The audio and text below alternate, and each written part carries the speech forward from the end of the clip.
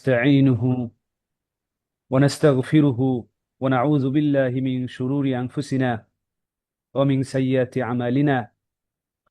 من يهده الله فلا مضل له ومن يضلله فلا هادي له، وأشهد أن لا إله إلا الله وحده لا شريك له، وأشهد أن محمدا عبده ورسوله। أما بعد، প্রথমে আল্লাহ রাব্বুল আলামিনের কাছে শুকরিয়া আদায় করছি, আলহামদুলিল্লাহ, যে তিনি এরকম একটি দ্বীনি মজলিসে আমাদেরকে কথা শোনার এবং বলার তৌফিক দান করেছেন। আলহামদুলিল্লাহ। কারণ নিঃসন্দেহে এটি আল্লাহ রাব্বুল আলামিনের একটি নিয়ামত। এই দুনিয়াতে এত ব্যস্ততার মাঝে আল্লাহ রাব্বুল আলামিন আমাদেরকে তার দ্বীন শেখার জন্য ব্যাকুল চিত্তে এই ধরনের আলোচনা অনুষ্ঠানে আসার জন্য তিনি আমাদেরকে সহযোগিতা করেছেন, তৌফিক দান করেছেন। এজন্য অবশ্যই আল্লাহ রাব্বুল আলামিনের কাছে আমরা কৃতজ্ঞতা আদায় করি। কারণ সূরাতুল ফাতিহা, সেখানে একটি আয়াত রয়েছে, আউযু বিল্লাহি মিনাশ শাইতানির রাজিম, ইয়াকা না'বুদু ওয়া ইয়াকা নাস্তাঈন। আমরা তোমারই ইবাদত করি এবং তোমার কাছেই সাহায্য চাই। আমরা শুধুমাত্র তোমারই ইবাদত করি এবং শুধুমাত্র তোমার কাছেই সাহায্য চাই। এখানে আল্লাহ রাব্বুল আলামিনের ইবাদত করি আমরা, এই কথা বলার পরে আবার আলাদাভাবে সাহায্য চাওয়ার কথা বলা আছে। যদিও আল্লাহ তাআলার কাছে সাহায্য চাওয়া এটিও একটি ইবাদত, তাহলে আলাদা করে বলার কারণ কি? কারণ হলো, আমরা প্রথমে যখন বললাম ইয়াকা না'বুদু, আমরা তোমারই ইবাদত করি, শুধুমাত্র তোমারই ইবাদত করি, ঠিক পরেই যেন আমাদেরকে আল্লাহ রাব্বুল আলামিন স্মরণ করিয়ে দিলেন যে আমরা আল্লাহ রাব্বুল আলামিনের ইবাদতও তার সাহায্য ছাড়া করতে পারবো না। এজন্য এই ধরনের দ্বীনি মজলিসে আসার তৌফিক পাওয়া নিঃসন্দেহে আল্লাহ রাব্বুল আলামিনের পক্ষ থেকে অনুগ্রহ এবং তৌফিক। আর কোরআনে রয়েছে যে লাইন শাকারতুম লাযিদান্নাকুম, যদি তোমরা শুকরিয়া আদায় করো অবশ্যই তোমাদের নিয়ামতকে আমি বাড়ায় দেব। এজন্য আলহামদুলিল্লাহ, আল্লাহ তাআলা এই দ্বীনি মজলিসের থেকে আমাদের বারাকা দান করুন এবং সঠিক ইসলামিক তথ্য যেগুলো সেগুলো আমাকে বলার এবং আপনাদের শোনার এবং আমাদের সকলকে আমল করার তৌফিক দান করুন। অতঃপর আমি কৃতজ্ঞতা জ্ঞাপন করছি তাওহীদ ফার্স্ট ফাউন্ডেশনের সম্মানিত চেয়ারম্যান শ্রদ্ধেয় স্যার মাহমুদুল হক এবং ভাইস চেয়ারম্যান আমাদের সম্মানিত সিদ্দিকা আপা। তাদের অক্লান্ত প্রচেষ্টার ফলেই এই দ্বীনি মাজলিসগুলো দূর দূরান্ত থেকে আমরা পরস্পর শোনার এবং বলার সুযোগ পেয়ে যাচ্ছি। আলহামদুলিল্লাহ, আল্লাহ তাআলা এই প্রতিষ্ঠানকে মুসলিম উম্মার জন্য একটি সঠিক দিন প্রচারের একটা প্ল্যাটফর্ম হিসেবে আল্লাহ তাআলা যেন কবুল করেন এবং কিয়ামতের সেই দিনে মিজানের পাল্লায় আল্লাহ রাব্বুল আলামিন যেন এই প্রতিষ্ঠানের যারা কর্মকর্তা কর্মচারী এবং যারা অক্লান্ত পরিশ্রম করে যাচ্ছেন তাদের মিজানের পাল্লা যেন আল্লাহ তাআলা ভারী করে দেন। আমরা মূলত এখানে এই আলোচনা, যেটা প্রতি বুধবারে আমেরিকার সময়ে এবং বাংলাদেশে প্রতি বৃহস্পতিবার, এখানে মূলত যে কাজটি আমরা করার চেষ্টা করব ইনশাআল্লাহ, সেটি হলো দুইটি বই। একটি হলো মানহাজুস সালাফ, আরেকটি হলো আল আজবিবা আল মুফিদা আনিল মাসাইল। বিসমিল্লাহির রহমানির রহিম। আমি বলতেছিলাম যে আমাদের এই রিভিউ ক্লাসের আমরা যে দুইটা বই থেকে পড়ার চেষ্টা করব ইনশাআল্লাহ, সেটি হলো মানহাজুস সালাফ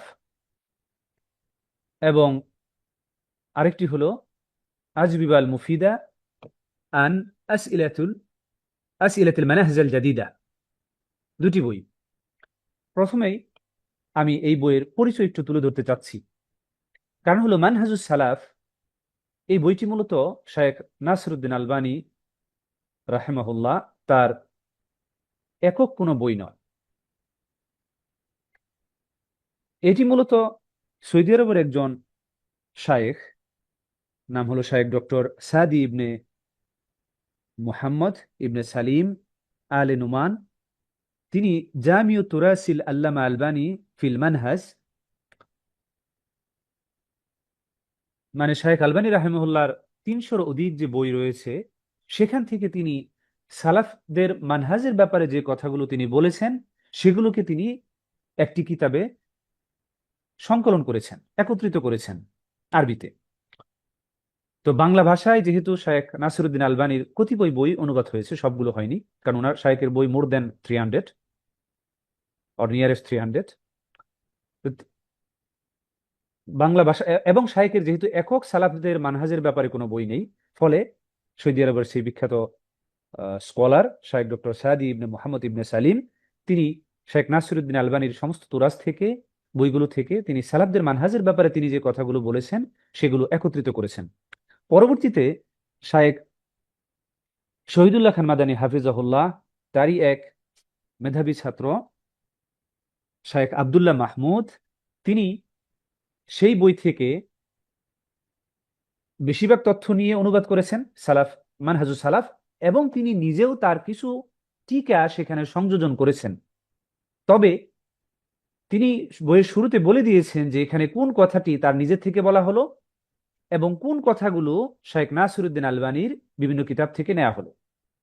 ফলে পার্থক্য করা যায়, কারণ তিনি নিজে বইয়ের শুরুতে এই আলোচনাগুলো করেছেন যে কোন বক্তব্যটা শায়েখ নাসিরউদ্দিন আলবানীর সরাসরি টেক্সট থেকে অনুবাদ করা, আর কোন অংশটা তিনি সেই বক্তব্যকে, মানে শেখ নাসিরউদ্দিন আলবানীর বক্তব্যকে সহজ ভাষায় বোঝার জন্য তিনি একটু কিছু টিকা সংযোজন করেছেন।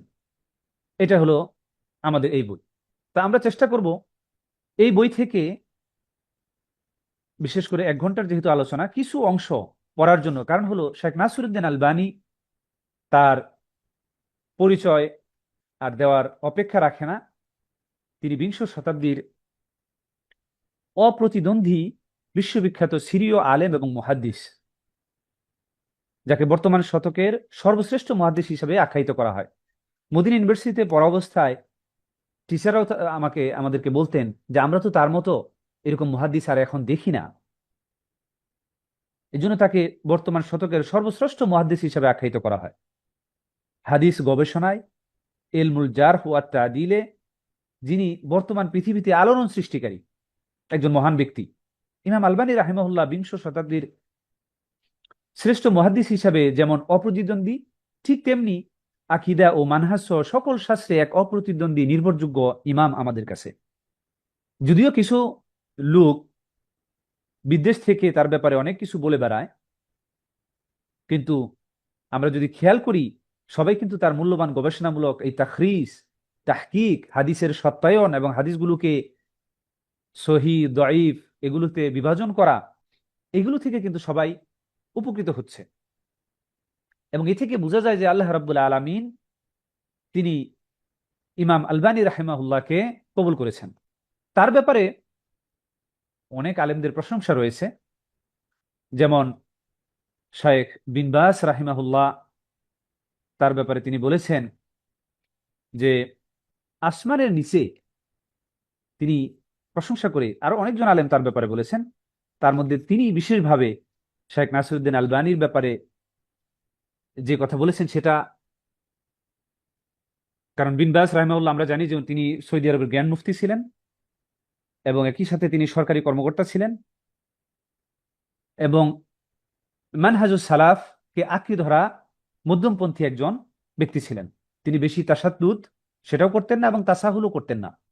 তিনি বলেন যে আমি বর্তমান বিশ্বে আসমানের নিচে আল্লামা মুহাম্মদ নাসিরউদ্দিন আলবানীর মতো এত বড় মুহাদ্দিস, এত বড় হাদিস বিশারদ আলিম দেখিনি। এবং তাকে একটি হাদিস সম্পর্কে জিজ্ঞেস করা হয় বিন বাস রাহিমাহুল্লাহর কাছে, জানতে চাওয়া হয় যে রাসূল সাল্লাল্লাহু আলাইহি ওয়াসাল্লাম বলেছেন আল্লাহ তাআলা প্রতি 100 বছরের মাথায় এই উম্মতের জন্য এমন একজনকে পাঠাবেন যিনি দ্বীন ইসলামকে সংস্কার করবেন। তখন শায়েখ বিন বাস রাহিমাহুল্লাহ তিনি বলেন, আমার ধারণা শায়েখ মুহাম্মদ নাসিরউদ্দিন আলবানী হলেন এই যুগের মুহাদ্দিদ, মুজাদ্দিদ এবং সংস্কারক। আল্লাহু আলাম, আল্লাহ সবচেয়ে ভালো জানেন।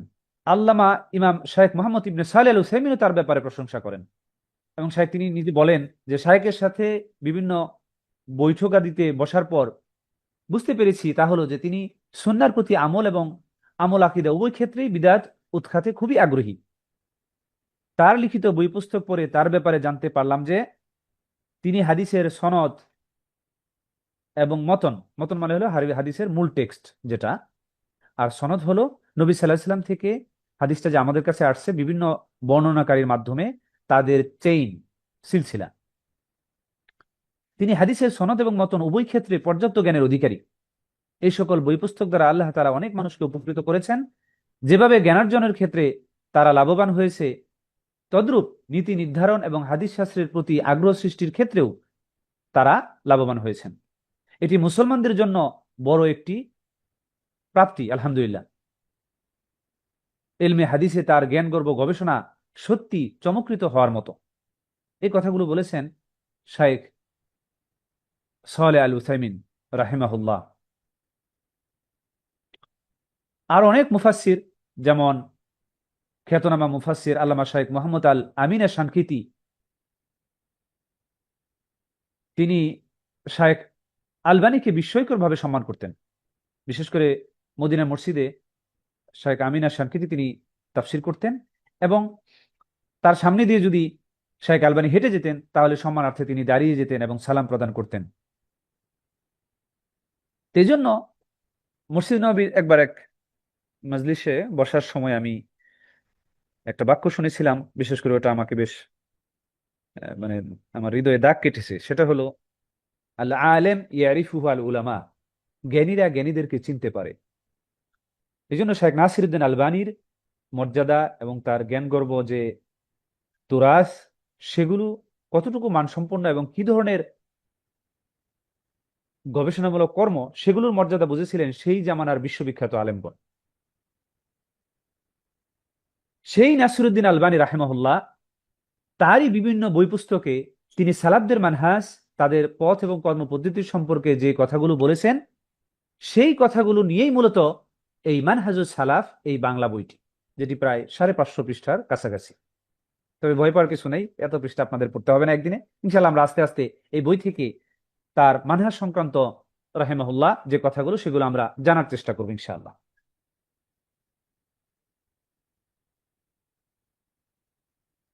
এই বইয়ের সূচিপত্রের দিকে যদি আমরা একটু তাকাই, তাহলে আমাদের একটু আগ্রহ জন্মাবে বইটি পড়ার ব্যাপারে। তিনি বইয়ের সূচিপত্রে প্রথমে সালাফি মানহাজের পরিচয়মূলক তার যে বক্তব্যগুলো, সেগুলো একত্র করা হয়েছে এই মানহাজুস সালাফি প্রথম বইটিতে।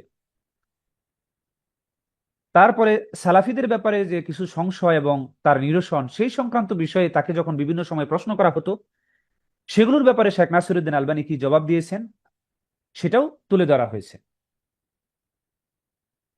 যেমন সুন্নাহ বাস্তবায়ন করা কি উম্মতকে বিভক্ত করে কিনা, তাওহীদ এবং আকীদার মতামত উম্মতকে বিভাজনের মূল কারণ কিনা। অনেকেই যেমন সালাফদের দাওয়াতি কার্যক্রমের ব্যাপারে বলে যে এগুলো শুধু চেয়ারে বসে কিছু লেকচার দেওয়ার মাঝেই সীমাবদ্ধ, এই কথারও তিনি জবাব দিয়েছেন। আবার অনেকে অভিযোগ করে সালাফিরা কি ইমামদের সম্মান করে না, বা সালাফিরা ইমামদেরকে সম্মান করে না। শাইখ নাসিরউদ্দিন আলবানী এই ব্যাপারে জবাব দিয়েছেন। তারপরে অনেকেই সালাফিদেরকে গোঁড়া বলে, কারণ সালাফিরা যেহেতু কোরআন এবং সুন্নাহকে আঁকড়ে ধরার চেষ্টা করেন গভীরভাবে, ফলে কিছু মানুষ যারা শিথিলতা করে তারা এটাকে গোঁড়ামি মনে করে।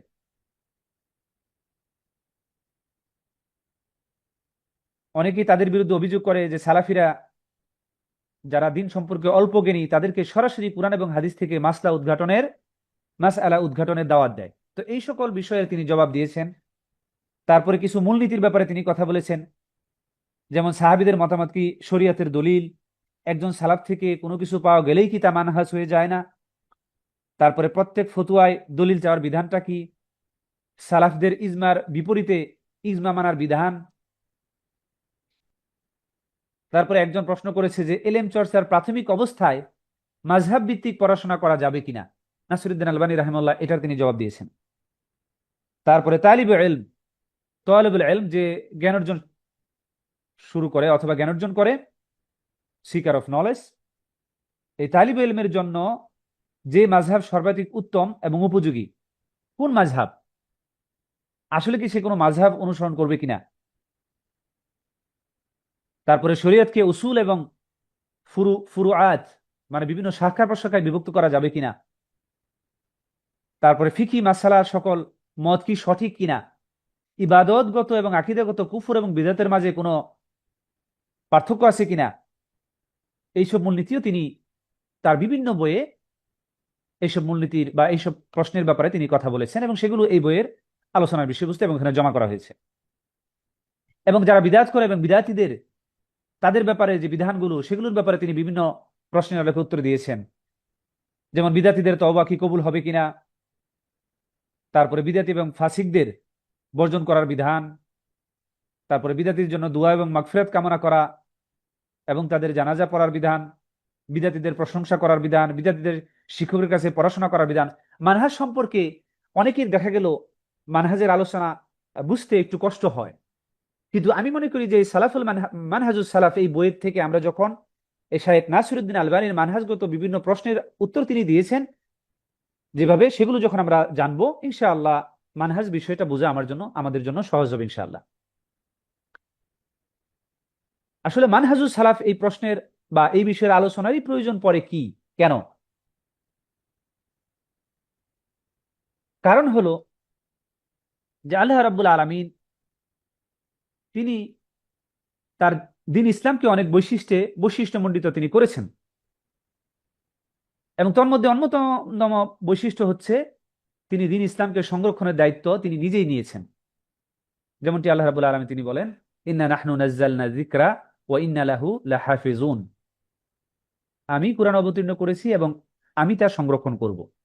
আল্লাহ রাব্বুল আলামিন কুরআন অবতীর্ণ করেছেন এবং তিনি তার সংরক্ষণ করবেন।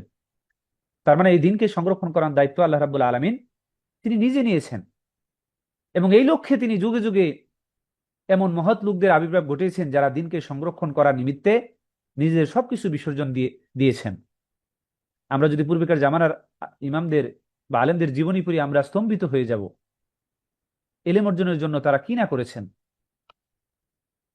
হাজার হাজার মাইল ট্রাভেল করা, একটা হাদিসের জন্য শত শত মাইল পাড়ি দেওয়া, এবং দিনের জ্ঞান অর্জনের জন্য অনেকেই দেখা গেল বিবাহ পর্যন্ত করেননি, কারণ তারা মনে করেছেন যে দিনের জ্ঞান অর্জন করে মানুষকে এটা সম্পর্কে জানানো অধিক বেশি জরুরি তাদের কাছে মনে হয়েছে। যদিও তারা বিবাহ করাকে এটাকে ডিনাই করেনি, এটাকে তারা সুন্নাহ হিসাবে মনে করতেন,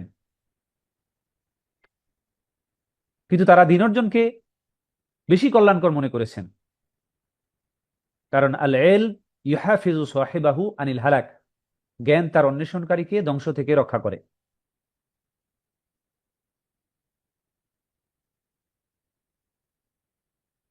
তার মানে গোটা জীবন তারা আল্লাহর জন্য ব্যয় করেছেন।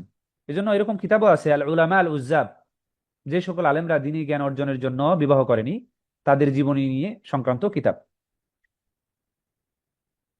নবী সাল্লাল্লাহু আলাইহি সাল্লামের দুনিয়া ত্যাগের পর ফিতনা সৃষ্টি করার লক্ষ্যে কিছু লোক মাথা চারা দিয়ে ওঠে এবং দিনের অনেক কিছু তারা বিকৃত করতে চেষ্টা করে, বিশেষ করে দিনের বিভিন্ন আন্ডারস্ট্যান্ডিং, দিনের মূল রূপকে পরিবর্তন করতে তারা নীল নকশা করে এবং সেটার প্রভাবটা কিন্তু আমরা এখনো দেখতে পাই। এখন যেহেতু অনলাইনের যুগ, আপনাদের চোখেও এটা ধরা পড়ে। আল আফকার আল খাতিয়া আল্লাতী তান্তাশিরু বাইনা শাবাকাত তাওয়াসুল আল মুজতামা, মানে বিকৃত ধরনের চিন্তা ভাবনা যেগুলো বিভিন্ন ইন্টারনেটের এই সামাজিক যোগাযোগ মাধ্যমগুলোতে ছড়িয়ে আছে। বিশেষ করে এখন একদল আছে যারা বলে যে কোরআনই যথেষ্ট, সুন্নাহর প্রয়োজন নেই। আবার যারা এগুলো বলে তারা সত্যিকার অর্থে কোরআনকেও ফলো করছে না, কোরআনের আয়াতগুলোকে তারা ভুলভাবে ব্যাখ্যা করছে। ওয়ামা ইয়ানতিকু আনিল হাওয়া ইন হুয়া ইল্লা ওয়াহয়ুন ইউহা, রাসূলুল্লাহ সাল্লাল্লাহু আলাইহি ওয়াসাল্লাম সম্পর্কে আল্লাহ রাব্বুল আলামিন তিনি বলছেন যে ওয়ামা ইয়ানতিকু আনিল হাওয়া, তিনি তো নিজে থেকে কিছু বলতেন না। ইন হুয়া ইল্লা ওয়াহয়ুন ইউহা, তার উপর যা ওহী করা হয় সেটাই তিনি বলতেন। অনেকরা এটাকে শুধু মনে করতেন যে এটা হলো শুধু কোরআনের আয়াতগুলো, অতএব হাদিসের ব্যাপারে তার বক্তব্য যেগুলো আসে এগুলো তার নিজের মন গড়া থেকে অনেক কিছু আসছে। অথচ আমরা মনে করি যে কোরআন এবং সুন্নাহ উভয়টাই আল্লাহ রাব্বুল আলামিনের ওহী। রাসূলুল্লাহ সাল্লাল্লাহু আলাইহি ওয়াসাল্লাম নিজে থেকে এগুলো কোনো কিছুই তিনি করেননি, যেগুলো এবং কোনো নবীদের জন্য এটা শুভনীয় নয় যে তারা দিনের নামে নিজেদের থেকে কিছু বলবেন, বরং সমস্ত কিছু আল্লাহ রাব্বুল আলামিনের নির্দেশিত বিধান তিনি শুধু মানুষদের মাঝে জানিয়ে দিয়েছেন। কারণ কোরআন এক জায়গায় আছে যে ফাযাক্কির ইন্নামা আনতা মুযাক্কির, your job is to deliver the message. আপনার কাজ হলো মানুষের কাছে বার্তাকে পৌঁছে দেওয়া। তাহলে কোরআন এবং সুন্নাহ সমস্ত কিছুই আল্লাহ রাব্বুল আলামিনের বিধান, এগুলো মানুষকে জানিয়ে দেওয়ার দায়িত্ব পালন করেছে নবী রাসূলগণ। প্রত্যেক যুগেই আল্লাহর বিধান ছিল, সেগুলো সেই জামানার নবীগণ এবং রাসূলগণ তারা মানুষের কাছে পৌঁছে দিয়েছেন। তাহলে যেহেতু কোরআনের আয়াতগুলো ভুলভাবে ব্যাখ্যা করা হচ্ছে এবং ব্যাখ্যা করে একদল মানুষকে কোরআন থেকে সুন্নাহ থেকে দূরে সরানোর নামে মূলত দিন থেকেই সরিয়ে ফেলানো হচ্ছে। আজকে আমার আলোচনার বিষয়বস্তু ইন্ট্রোডাক্টরি স্পিচ হিসেবে আপনারা ধরে নেন, যেন আমাদের ভিতরে আগ্রহ জন্মায় মানহাজুস সালাফ বুঝার এবং সেই অনুসারে আমল করার। যদিও আমাদের আজকের আলোচনায় একটি অংশ আছে যে আজবিবাল মুফিদা, এই বই থেকে আমরা আরবি টেক্সট পড়বো, ইনশাল্লাহ আমরা পড়বো যদি আজকে আমরা সময় ওরকম যথাযথ পাই, এবং আমরা চেষ্টা করব যে আরবি টেক্সটগুলো পড়ার স্লোলি, যাতে আপনারা বুঝতে পারেন, এবং একই সাথে আমি একটা টেক্সটে কয়েকবার রিপিট করব যেন আরবি শোনার মাধ্যমে আমাদের এই ভাষাগত দক্ষতা বাড়ে। কারণ ভাষা মূলত শোনার মাধ্যমেই মানুষ শিখে। ভাষাবিদদের অ্যানালাইসিসে যদি আমরা দেখতে পাই, একটা শিশু যার শ্রবণ শক্তি নাই সে কিন্তু কথা বলতে পারে না, অথচ তার জিহবা এবং ভাষা বলার অন্যান্য সমস্ত অর্গানগুলো তার আছে, কিন্তু কেন বলতে পারে না? কারণ সে শুনে নাই। আর যে অন্ধ কিন্তু কানে শুনে সে কিন্তু কথা বলতে পারে। তার মানে হলো ভাষা শেখার জন্য চোখের যে দৃষ্টিশক্তি সেটা জরুরি না, but listening capability is must for understanding a language. কিন্তু শোনার ক্যাপাবিলিটি এটা দরকার ভাষা শেখার জন্য। এই জন্য আমরা যখন আরবি বারবার শুনতে থাকবো, বলতে থাকবো, বিশেষ করে শোনার দ্বারা মুখের জড়তা কেটে যায়। এটা অনেকেই কাছে আশ্চর্য লাগতে পারে যে আমরা তো জানি যে পড়ার দ্বারা মুখের জড়তা কাটে, সেটা তো আছেই, কিন্তু শোনার দ্বারা জড়তা বেশি কেটে যায়, ফ্লুয়েন্সি বেড়ে যায়। এই জন্য আমি চেষ্টা করবো আরবি টেক্সটগুলো কয়েকবার করে রিপিট করতে ইনশাআল্লাহ। আমাদের এই ক্ষুদ্র প্রচেষ্টা, আমি আমার যে ব্যক্তিগত কথা চেষ্টা করব সেগুলো মানে একান্ত প্রয়োজন ছাড়া না বলা, কিন্তু আমার মনে হয় যে সে কিছু ক্ষেত্রে বলা প্রয়োজন। কিন্তু বেশিরভাগই আমি চেষ্টা করব শেখ নাসিরউদ্দিন আলবানী তিনি কি বলেছেন সেটা তুলে ধরার, এবং একই সাথে আরেকজন শায়েখ, যখন আমরা আরবি বইটা পড়বো সেখানে শায়েখ ডক্টর সালেহ ইবনে ফৌজান আল ফৌজান তিনি কি কি বলেছেন সেটা সরাসরি আপনাদেরকে তুলে ধরতে।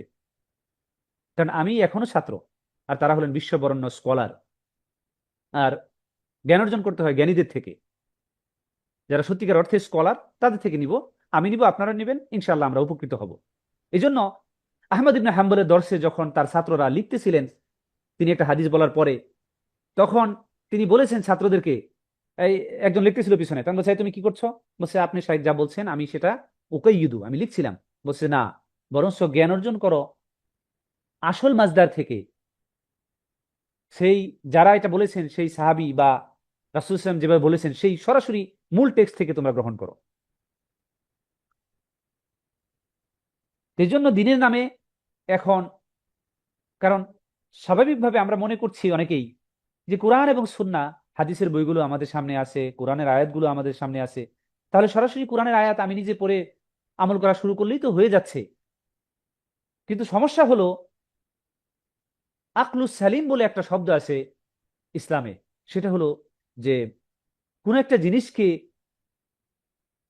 সঠিকভাবে বোঝার তৌফিক পাওয়া, এবং একই সাথে আমাদের ব্রেন যেভাবে কাজ করে অরিজিনালি সেভাবে যদি এটা কাজ করে তাহলে কোনো সমস্যা নাই। কিন্তু আমরা দেখতে পাই যে না, আমাদের থিঙ্কিং ডিস্টর্টেড, বিকৃত হয়ে যাচ্ছে।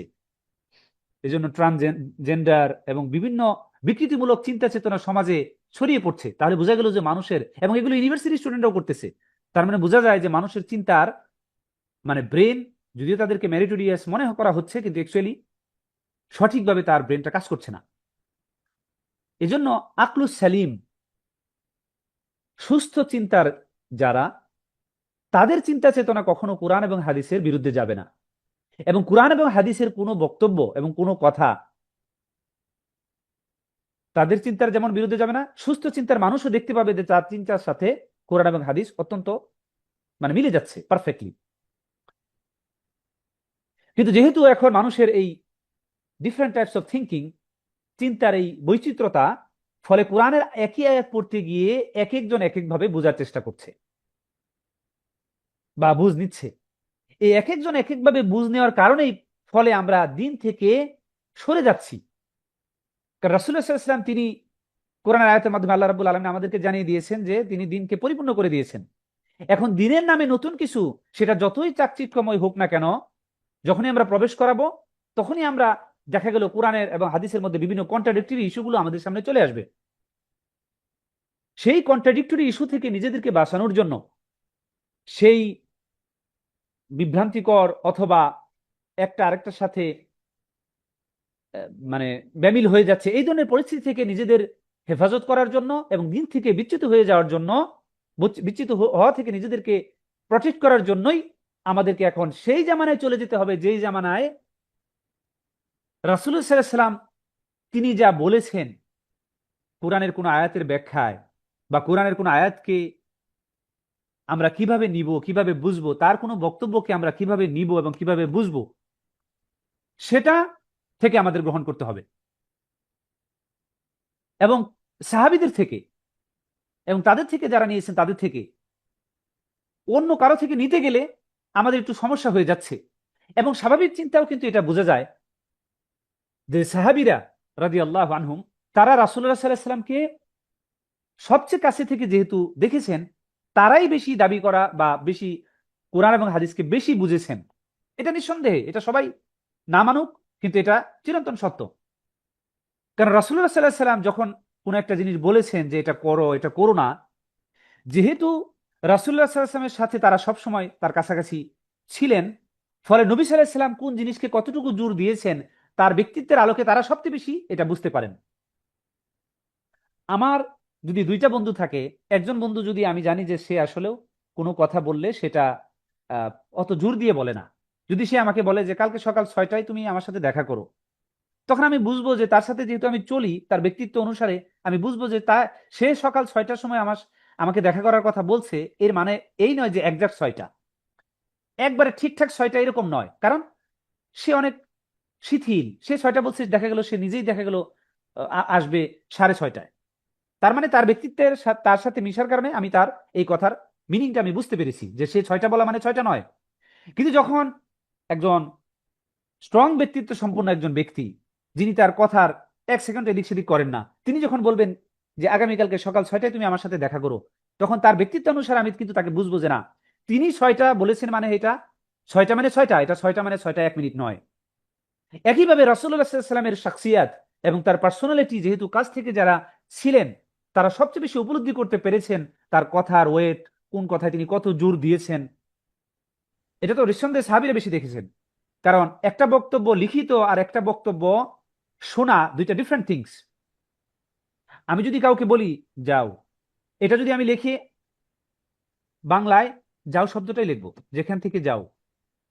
আবার যদি এটাকে আমি উচ্চ স্বরে বলি এখান থেকে যাও, দুইটাই কিন্তু আমি বাংলায় একইভাবে লিখবো, কিন্তু বাংলা লেখার ভিতরে কিন্তু প্রকাশ পাবে না যে কোন সময় আমি খুব স্লোলি বলেছিলাম আর কোন সময় আমি অনেক জোর দিয়ে বলেছিলাম। তাহলে সাহাবীরা রাদিয়াল্লাহু আনহুম তারা কিন্তু এই জিনিসটা পেয়েছেন রাসূলুল্লাহ সাল্লাল্লাহু আলাইহি ওয়াসাল্লামের কাছ থেকে, যে কোন অর্ডারটা কত শক্তভাবে আঁকড়ে ধরতে হবে। এবং যখনই কোরআনের কোনো আয়াত এবং কোনো হাদিসের ব্যাপারে, কোনো বক্তব্যের ব্যাপারে তাদের সংশয় ছিল, রাসূলুল্লাহ সাল্লাল্লাহু আলাইহি ওয়াসাল্লাম সাথে সাথে সেটা তাদেরকে জানিয়ে দিয়েছেন যে না, এটা এভাবে বুঝতে হবে। যেমন কোরআনের এক আয়াতে, সূরা সম্ভবত এটা নিসায় আছে,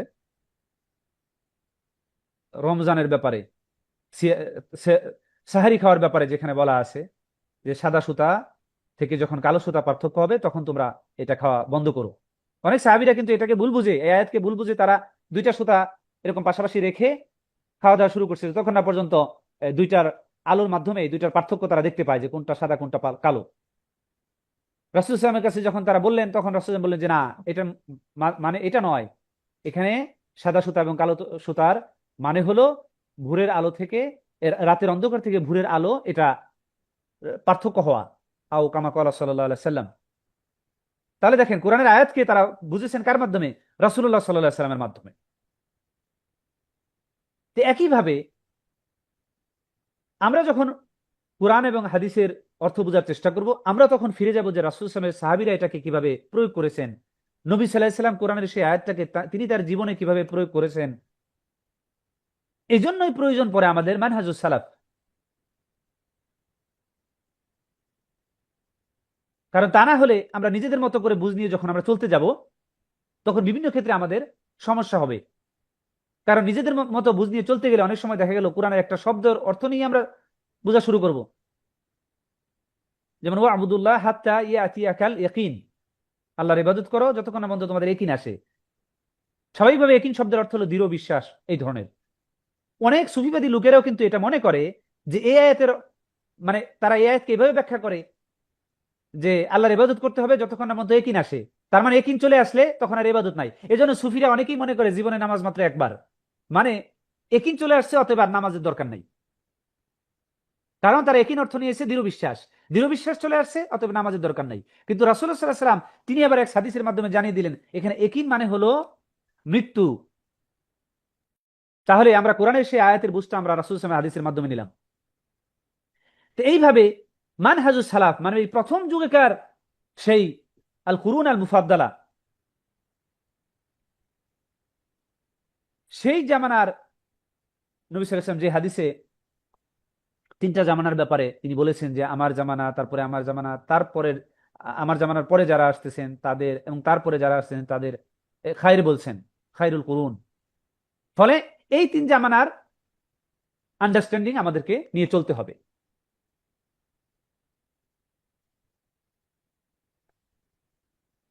সাহাবীদের পর তাবিঈগণ, তাবিঈগণের পর তাবে তাবি, তারা এই দিন সংরক্ষণের দায়িত্ব কাঁধে তুলে নেন। তাদের পরে এই দায়িত্ব আসে মুহাদ্দিসিনগণের কাঁধে। তারা শ্রম সাধনা এবং সেই মুহাদ্দিসিনগণ তারাও কিন্তু সালাফদের আন্ডারস্ট্যান্ডিং নিয়ে জীবনযাপন করেছেন।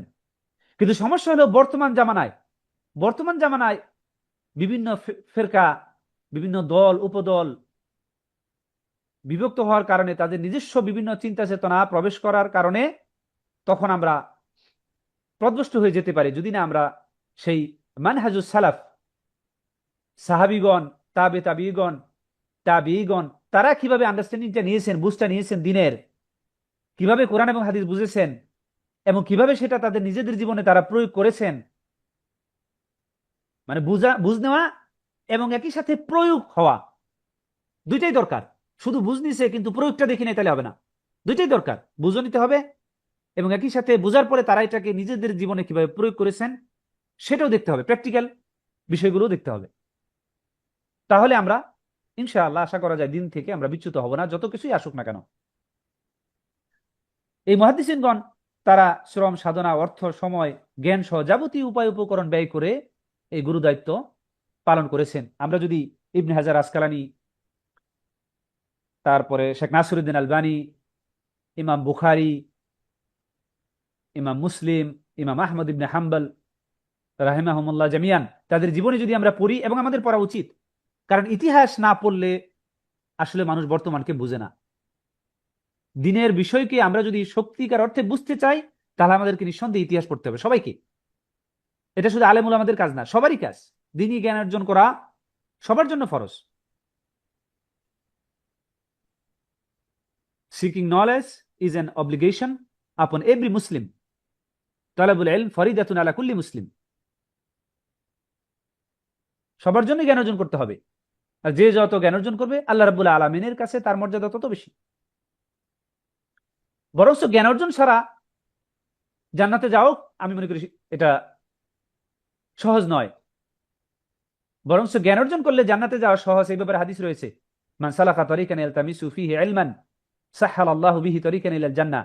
যে ব্যক্তি জ্ঞান অর্জন করে আল্লাহ রাব্বুল আলামিন তার জান্নাতে যাওয়ার রাস্তা সহজ করে দেয়। কিভাবে? কারণ জ্ঞান অর্জন করলে সে দিনের বিধানগুলো বুঝতে পারবে, কিভাবে দিন মানতে হবে এটা সে জানতে পারবে, আল্লাহ রাব্বুল আলামিনের পরিচয় জানতে পারবে। পরে আল্লাহ রাব্বুল আলামিনের পরিচয় জানার কারণে আল্লাহকে মানা তার জন্য সহজ হয়ে যাবে।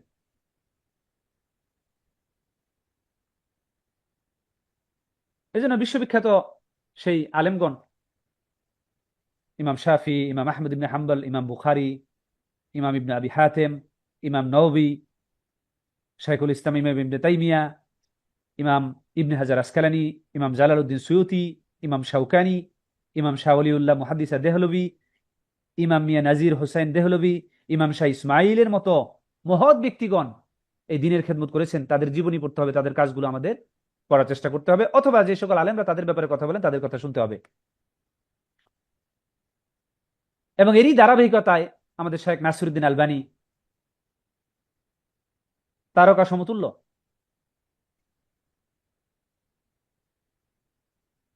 এবং তারই সেই মানহাজগত আলোচনা আমরা এই মানহাজুস সালাফ বই থেকে ইনশাআল্লাহ আমরা জানব।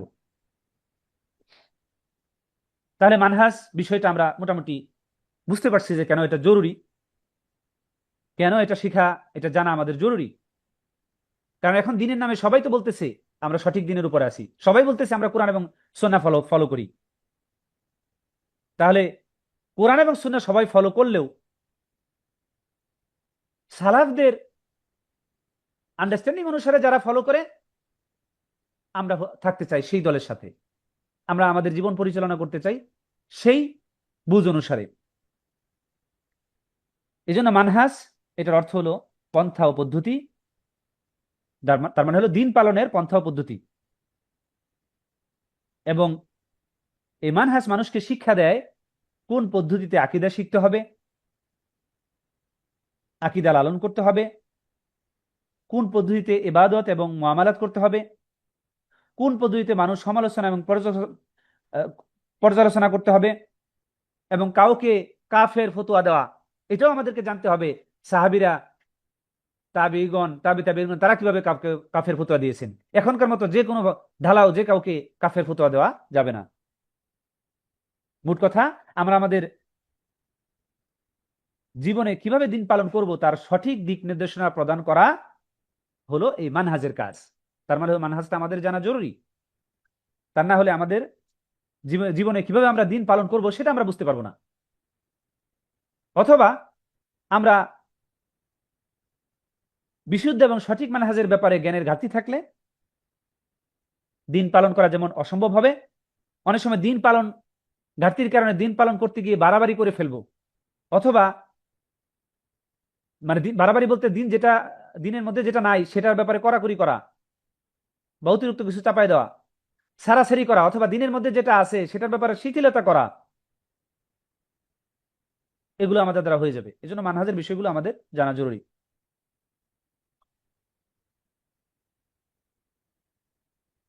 কাজে দিনের নামে বাড়াবাড়ি করা বা সারাসারি বা শিথিলতা করার এই মূল কারণ মানহাজ বিষয়ে জ্ঞান না থাকা, অথবা ভুলভাবে মানহাজ চর্চা করা।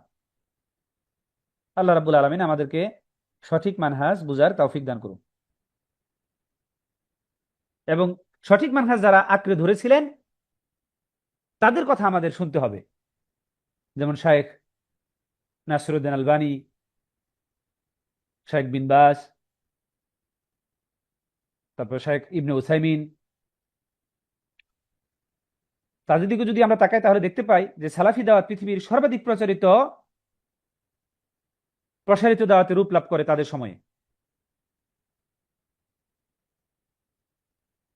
এবং সেই সময়ে সালাফি সমাজে এখনকার সময় আমরা যেরকম ভয়ানক পর্যায়ের বিচ্ছিন্নতা, বিভেদ, পরস্পরের নগ্ন সমালোচনা, অন্যায়ভাবে কাউকে কাফের বলা, এগুলো সরাসরি সেই সময় এত ছিল না।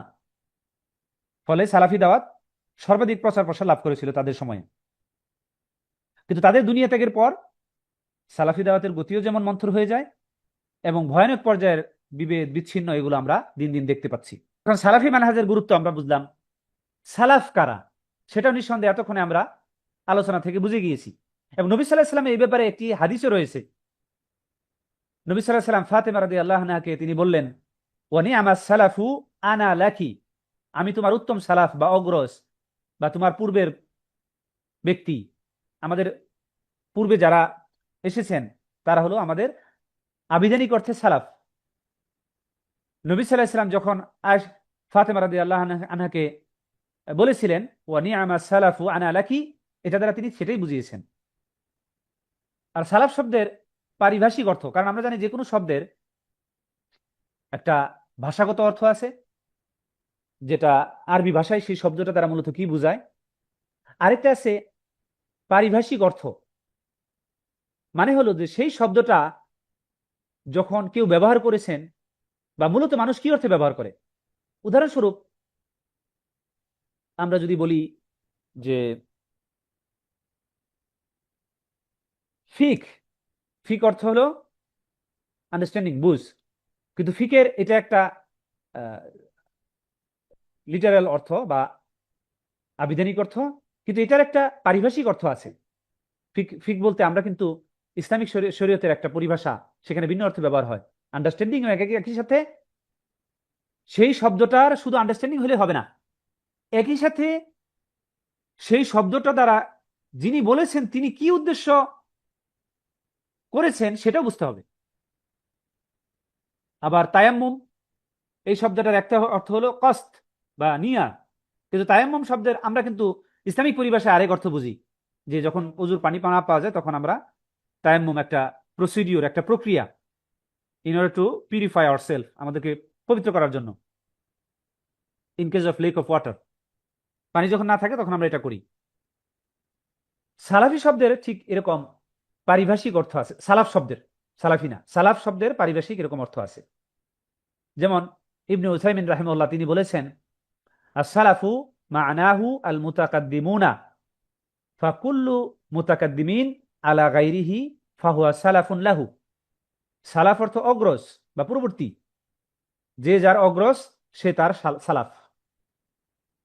মানে আমার পিতা আমার আগে, আমার দাদা আমার আগে, অতএব আমার দাদা আমার সালাফ, এই অর্থে। কিন্তু এক্ষেত্রে যেহেতু ওয়াইজা আতলাকা লাফজ সালাফ, শেখ নাসিরউদ্দিন শেখ উসাইমিন উনি বলতেছেন, ইজা আতলাকা লাফজ সালাফ ফাল মুরাদু বিহি আল কুরুন আস-সালাসা আল মুফাদ্দালা, তারা হলেন আস-সাহাবা আত-তাবিউন ওয়া তাবিউহুম। তিনি বলতেছেন যে সালাফ শব্দটি সাধারণভাবে যদি প্রয়োগ করা হয় তখন তার উদ্দেশ্য হয়, দিনের ক্ষেত্রে উদ্দেশ্য হবে উত্তম তিন যুগ, সেটা হলো সাহাবীদের যুগ, তাবিঈদের যুগ এবং তাবিঈনগণের যুগ। এটা হলো শেখ ইবনে উসাইমিন রাহিমাহুল্লাহ তার বক্তব্য। শেখ নাসিরউদ্দিন আলবানী তিনি সালাফ শব্দের পারিভাষিক একটা অর্থ করেছেন। তিনি বলেছেন যে হিনামা নাকুলু নাহনু ওয়াস সালাফ ফাইন্নামা নাকসিদু বিহি খায়রা তাইফাতিন উজিদাত আলা ওয়াজহিল আরদ বাদার রসুল ওয়াল আম্বিয়া। শেখ নাসিরউদ্দিন আলবানী তিনি বলতেছেন, যখন আমরা সালাফ শব্দ ব্যবহার করব তখন তা দ্বারা উদ্দেশ্য নবী রাসূলগণের পরে ভূপৃষ্ঠের সর্বশ্রেষ্ঠ দল। আমি আমার এই আলোচনা বিভিন্ন সময়ে আরবি টেক্সটগুলো আমি পড়ার চেষ্টা করব, এবং শিশুরা যেইভাবে আরবি শিখে, এই ভাষা শিখে, আমরা যদি খেয়াল করি যাদের ছোট বাচ্চা আছে, বিশেষ করে শিশুরা 2 বছর বয়সের মাথায় 2-1টা শব্দ বলা শুরু করে, আর 3 বছর থেকে মোটামুটি বাক্য গঠন করতে পারে 2-3 শব্দের। আরো ভালো থাকলে, মানে ভালো বলতে যেই শিশুর সাথে বেশি কথা কথা বলা হয় এবং কার্টুন দেখা, টেলিভিশন দেখা, এগুলো থেকে যাকে দূরে রাখা হয়, কারণ কার্টুন অথবা এই স্থির চিত্র এগুলো শিশু চিন্তাকে থামায় দেয়। ফলে যেই শিশুগুলো বাবা মার সাথে অধিক ইন্টারেকশন, কথোপকথনের সুযোগ পায় এই 3 বছরের আগ দিয়ে, এই সময়গুলোতে বাবা মা সাথে যদি পরিবারে দাদা দাদি থাকে অথবা চাচা চাচি থাকে, সেই শিশুগুলোর ভাষাগত দক্ষতা দ্রুত বেড়ে যায়। এবং যেই শব্দগুলো আমরা বারবার তাদের সাথে রিপিট করি সেগুলো তারা দ্রুত শিখে ফেলে। তার মানে ভাষা মূলত মানুষ এভাবে শিখে, সেটা হলো শব্দগুলো রিপিটেশন, বারবার শোনার মাধ্যমে। এবং তার প্র্যাকটিক্যাল একটি প্রমাণ হলো বড়দের ক্ষেত্রে উম্মাল বা যারা সৌদি আরবে বা বিভিন্ন এই আরব কান্ট্রিগুলোতে কাজ করতে যায়, আমরা দেখতে পাই যে সেই মানুষগুলো within 6 month they can speak in Arabic, যদিও তাদের আরবি গ্রামারের বিষয়গুলো জানা নেই। কারণ গ্রামার কিন্তু ভাষার পরে সৃষ্টি হয়েছে, ভাষা সৃষ্টি হয়েছে আগে। ফলে গ্রামার ছাড়াও ভাষা শেখা যাবে কিভাবে? কাসরাতু সিমা, অধিক বেশি শোনার মাধ্যমে। একই শব্দ আমি যে শব্দগুলো বলছি, এই রসুল, আম্বিয়া, ওয়াজহুল আরদ, আলা, উজিদাত, তায়েফা, খায়রুন, নাকসিদু বিহি, এই শব্দগুলো বারবারই আসবে।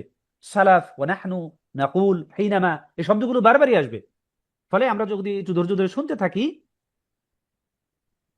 কারণ এটা হাদিস কিনা নাকি স্টেটমেন্ট আমার জানা নেই, কিন্তু বাক্যটা মনে আছে, সেটা হলো আল ইলম লা ইয়াতি ইল্লা বিসবর ওয়াল ইজতিহাদ।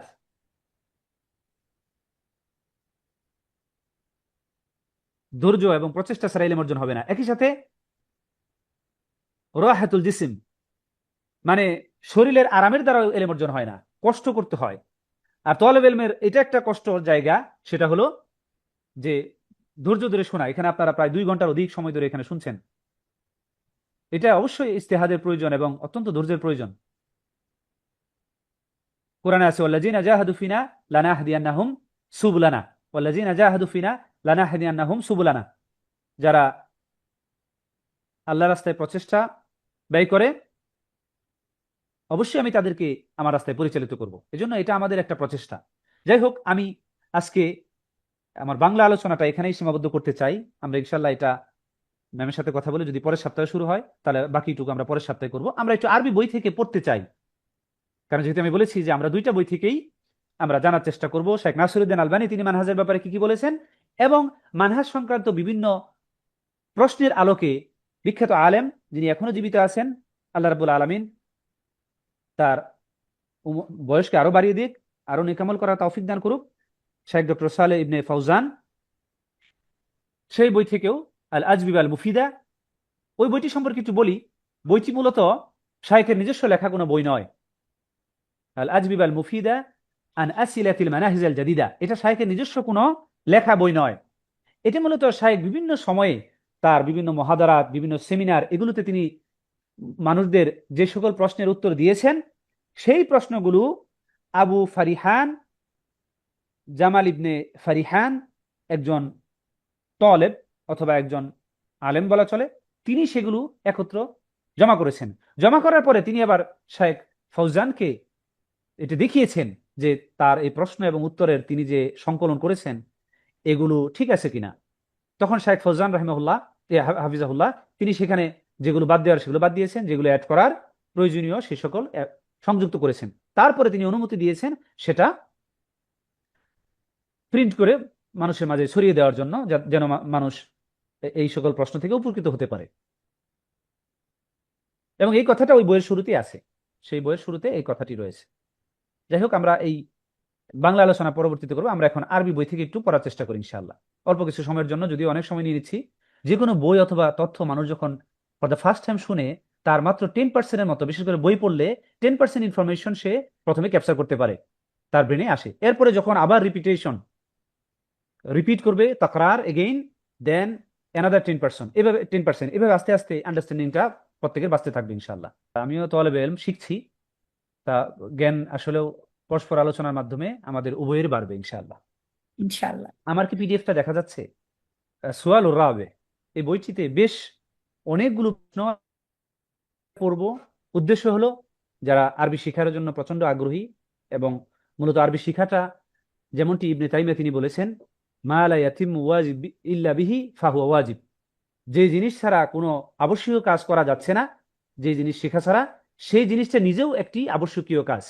কোরআন এবং হাদিস আন্ডারস্ট্যান্ডিং করা বা বোঝা, এটা হলো একটি ফরজ কাজ, বাধ্যতামূলক কাজ, অব্লিগেটরি থিং। কোরআন এবং হাদিস সঠিকভাবে বুঝতে গেলে, যেমন যেহেতু আরবি ভাষা প্রয়োজন, এই জন্য আরবি ভাষা শেখাটাও আমাদের জন্য অব্লিগেটরি থিং, এটা ইবনে তাইমিয়া বলেছেন। আর আর উমর রাদিয়াল্লাহু আনহু তিনি বলেছেন যে লুগা আরাবিয়া ওহুয়া দ্বীন মিনাদ দ্বীন, তাআল্লুমুল লুগা আরাবিয়া মিনাদ দ্বীন, আরবি ভাষা শেখাটা হলো দ্বীনের অন্তর্ভুক্ত বিষয়। সেই জন্য আমরা যারা চেষ্টা করতেছি, চেষ্টা করে আমরা যতটুকু আগাইতে পারি, আল্লাহ রাব্বুল আলামিন এটা প্রতিদান দিবেন। কারণ মুমিনদের জন্য এটা অত্যন্ত চমৎকার একটি বিষয় যে মুমিনরা তার চেষ্টার দ্বারাই পুরস্কার পাবে। আমরা ভাষা শেখার জন্য, শোনার জন্য যে এই যে সময় ব্যয় করতেছি, অবশ্যই আল্লাহ রাব্বুল আলামিন তিনি এর প্রতিদান দিবেন। 4 নম্বর প্রশ্নে বলা আছে, ওয়ানাসমাউ কাসীরান আম্মা ইউসাম্মা বিল জামাআত আল ইসলামিয়া ফি হাযাল আসর ফি মুখতালিফি আনহাইল আলাম।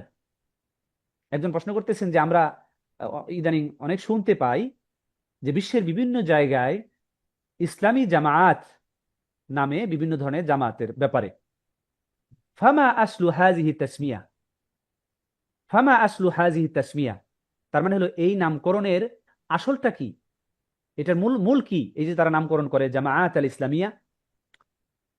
হাল ইয়াজুজ আয-যাহাবু মাআহুম ওয়া মুশারাকাতুহুম ইযা লাম ইয়াকুন লাদাইহিম বিদআতুন, বলছে যে তাদের সাথে যাওয়া মানে সেই সকল দলের সাথে যাওয়া এবং তাদের সাথে অংশগ্রহণ করা, এটা কি মানে যদি তারা বিদাত বিষয়টা না ছড়ায়, এখানে যদি আরবিতে বোঝা যাচ্ছে ইজালাম ইয়াকুন লাদাইহিম বিদআতুন, মানে তাদের মধ্যে যদি বিদাত না থাকে, অর্থাৎ তারা যদি বিদাতকে না ছড়ায়, তাহলে তাদের সাথে কি অংশগ্রহণ করা যাবে, তাদের সাথে যাওয়া যাবে? এটা একজন ব্যক্তি শেখ ফৌজান হাফিজাউল্লাহকে প্রশ্ন করেছেন। এটা হলো এটার বাংলা অর্থ। আমি আবার আরবিটা পড়ছি। নাসমাউ কাসীরান আম্মা ইউসাম্মা বিল জামাআত আল ইসলামিয়া ফি হাযা আল আসর ফি মুখতালিফি আনহাই আল আলাম ফামা আসলু হাযিহি তাসমিয়া هل يجوز الذهب معهم ومشاركتهم إذا لم يكن لديهم بدعة؟ তারপরে তিনি জবাব দিচ্ছেন, الرسول صلى الله عليه وسلم أخبرنا وبين لنا كيف نعمل। الرسول صلى الله عليه وسلم أخبرنا وبين لنا كيف نعمل। নবী সাল্লাল্লাহু আলাইহি সাল্লাম আমাদেরকে জানিয়ে দিয়েছেন, তিনি আমাদেরকে দিক নির্দেশনা দিয়েছেন যে আমরা মূলত কি করব। মা তারাকা শাইয়ান ইউকাররিবু উম্মাতাহু ইলাল্লাহি ইল্লা বায়্যানাহু, মা তারাকা শাইয়ান ইউকাররিবু উম্মাতাহু ইলাল্লাহ ইল্লা বায়্যানাহু, তার উম্মতকে আল্লাহ রাব্বুল আলামিনের নিকটবর্তী করে এমন কোনো কিছুই তিনি বর্ণনা করা বাদ রাখেননি। ওয়া মা তারাকা শাইয়ান ইউবঈদুহুম মিনাল্লাহি ইল্লা বায়্যানাহু, যে সকল জিনিস উম্মতকে আল্লাহ রাব্বুল আলামিনের থেকে দূরে সরায় দেয় অথবা আল্লাহ এবং বান্দার মধ্যে দূরত্ব সৃষ্টি করে, সে সকল বিষয় তিনি বর্ণনা করতে বাদ রাখেননি আলাইহিস সালাতু সালাম। ওয়া মিন যালিকা হাযিহিল মাসআলা, এবং এই মাসআলাটা হলো সেরকমই একটি বিষয়, এই প্রশ্নটা যে প্রশ্নটা করা হয়েছে এটা হলো সেরকম একটি বিষয়। ওয়া মিন যালিকা হাযিহিল মাসআলা ক্বালা সাল্লাল্লাহু আলাইহি ওয়াসাল্লাম ফাইন্না মান ইয়াইশ মিনকুম ফাসায়ারা ইখতিলাফান কাসীরা।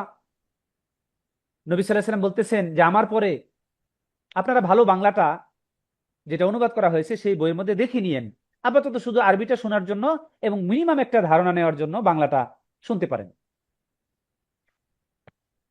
নবী সাল্লাল্লাহু আলাইহি ওয়াসাল্লাম তিনি বলতেছেন ফাইন্নাহু মান ইয়াইশ মিনকুম ফাসায়ারা ইখতিলাফান কাসীরা, আমার পরে তোমরা যারা বসবাস করবে বা জীবিত থাকবে তারা অসংখ্য ইখতিলাফ, এই বিচ্ছিন্নতা, বিভাজন, মত পার্থক্য এগুলো তোমরা দেখতে পারবে। ওয়ালাকিন মা হুয়া আল ইলাজ ইনদা হুদুসি যালিক, তাহলে নবী সাল্লাল্লাহু আলাইহি ওয়াসাল্লাম যখন বললেন যে আমার মৃত্যুর পরে বা আমার পরে তোমরা এই ধরনের ইখতিলাফ, মতানৈক্য দেখতে পাবে, তাহলে এরকম যদি ঘটনা ঘটে তাহলে এটার ইলাজ কি, এটার চিকিৎসা কি, এটার প্রতিষেধক কি, এটার সমাধান কি? তখন নবী সাল্লাল্লাহু আলাইহি ওয়াসাল্লাম বললেন ফাআলাইকুম বিসুন্নতি ওয়া সুন্নতি খুলাফা আর রাশিদিন ওয়াল মাহদিয়িন মিন বাদি, তখন তোমাদের কাজ হলো আলাইকুম বিসুন্নতি, আমার সুন্নতকে আঁকড়ে ধরা,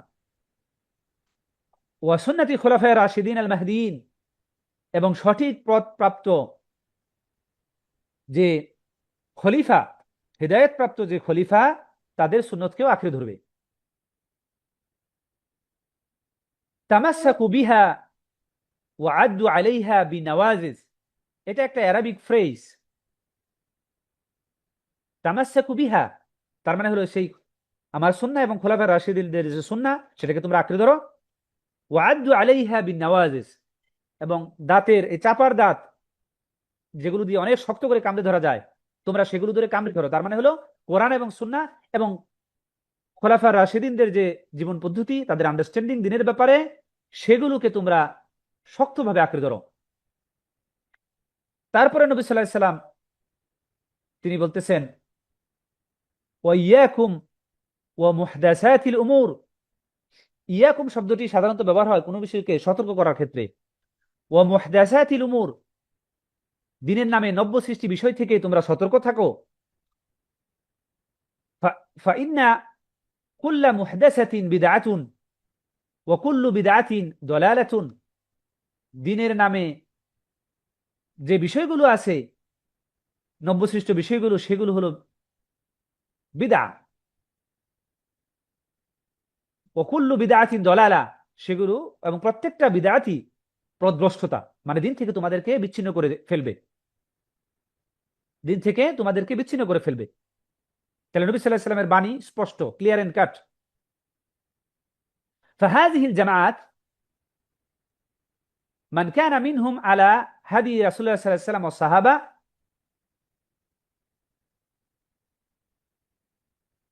তাহলে এখানে সেই জামাতের কথা বলা আছে।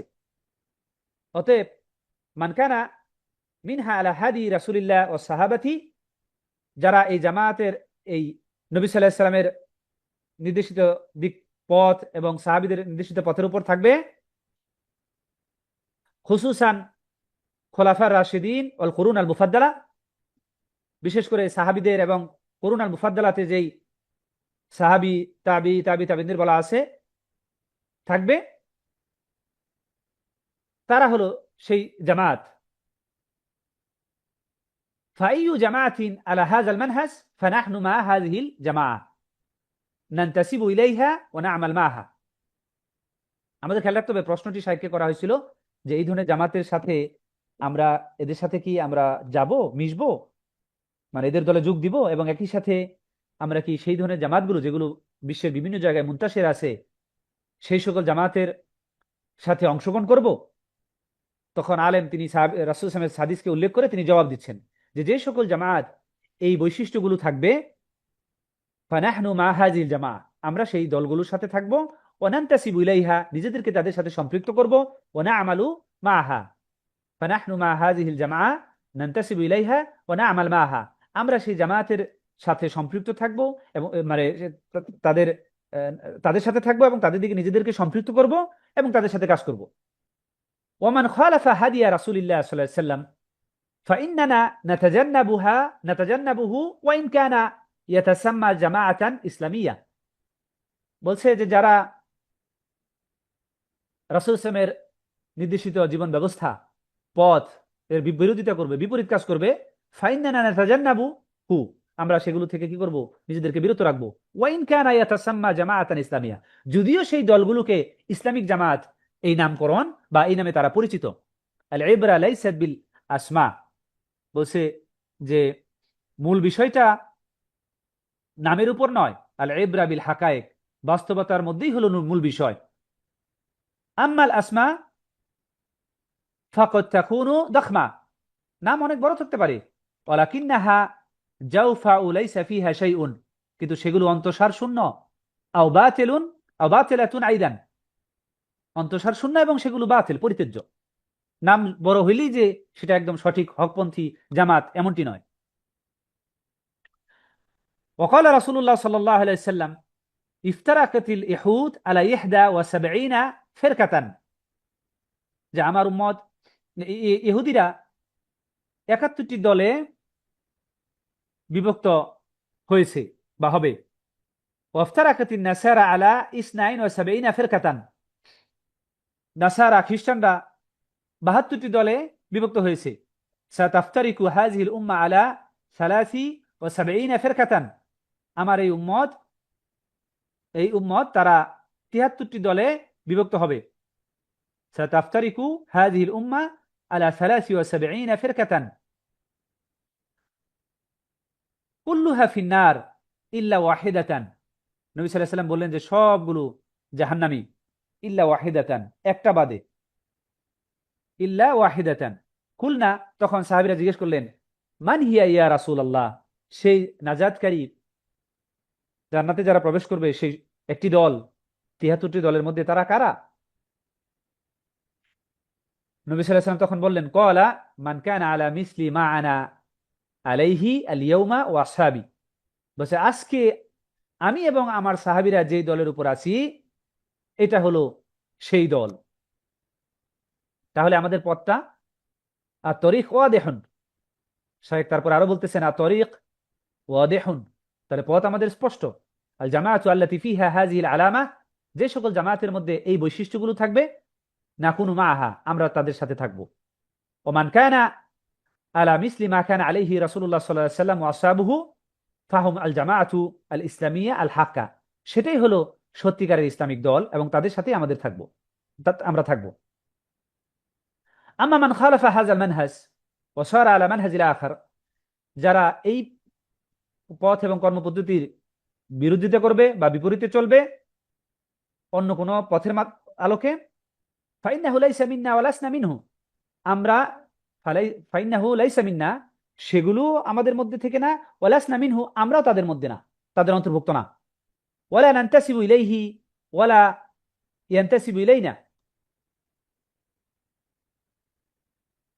ওয়ালা নানতাসিবু ইলাইহি ওয়ালা ইয়ানতাসিবু ইলাইনা, আমরা তাদের সাথে সম্পৃক্ত করছি না নিজেদেরকে, তারাও আমাদের সাথে সম্পৃক্ত করছে না। ওয়ালা ইউসাম্মা জামাআতান, এবং সেগুলোকে জামায়াতও বলা যাবে না যারা আল্লাহ এবং তার রাসূলের বিপরীত মানহাজের উপর চলে এবং সাহাবীদের বিপরীত মানহাজের উপর চলে। ওয়াইন্নামা ইউসাম্মা ফিরকা মিন ফিরাকিল দাল্লাহ, বরং সেগুলোকে বলা হবে কোন একটি পথভ্রষ্ট দল। লিআন্নাল জামাআতা লা তাকুনা ইল্লা আলাল হক, কারণ জামায়াত শব্দটা ব্যবহার হবে শুধুমাত্র হকের উপর যে সকল দল আছে তাদেরকেই। ফাহু আল্লাযী ইয়াজতামিউ আলাইহি আন-নাস আম্মাল বাতিল ফাইন্নাহু ইউফাররিকু ওয়া লা ইয়াজমাউ, কারণ সত্যিকারের হকের জামাত সেখানেই মানুষ জমা হয় তাদের সাথে, আর বাতিল যেগুলো ফাইন্নাহু ইউফাররিকু ওয়া লা ইয়াজমাউ, বাতিলগুলো কি করে পরস্পরকে বিচ্ছিন্ন করে দেয়, সেগুলো কি হয় এই ওয়া লা ইয়াজমাউ, মানুষ সেখানে জমা হয় না, বরং মানুষদেরকে তারা আরো বিচ্ছিন্ন করে ফেলে। আল্লাহ রাব্বুল আলামিন তিনি বলতেছেন যে, নিচে আয়াতটি আছে,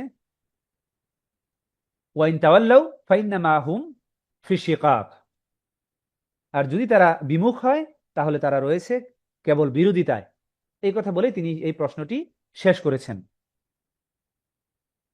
আমি আর আমার কথাকে আজকে আর দীর্ঘায়িত করতে চাচ্ছি না, যেহেতু বাংলায় আলোচনাটা বেশ অংশটা দীর্ঘায়িত হয়ে গেছে। আমরা এরপর ইনশাআল্লাহ ব্যালেন্স করার চেষ্টা করবো ইনশাআল্লাহ। আসসালামু আলাইকুম রহমতুল্লাহি ওয়া বারাকাতুহু।